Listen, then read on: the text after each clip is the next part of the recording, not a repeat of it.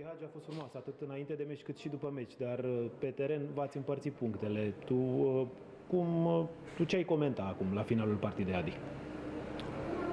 Da, a fost un meci, cred că a fost un meci frumos, a avut ritm, jucătorii ambelor echipe s-au luptat pentru fiecare minge, s-a văzut asta, s-a jucat un fotbal deschis din partea ambelor echipe. Ce să spun,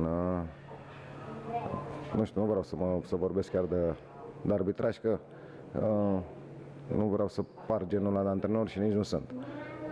Dar mi se pare că să dau prea ușor anumite decizii care sunt foarte importante și decid soarta unui meci numai în defavoarea noastră. Te referi la penalti în primul rând? La penalti, da.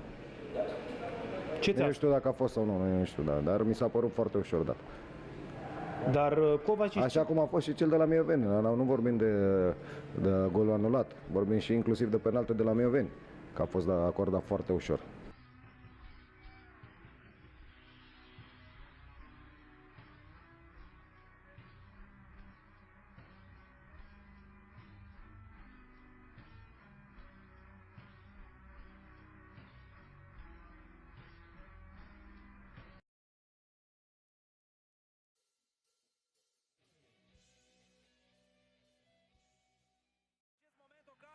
Pentru Craiova, e offside.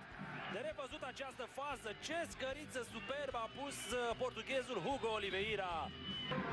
Haideți să vedem însă această fază, nu a fost offside.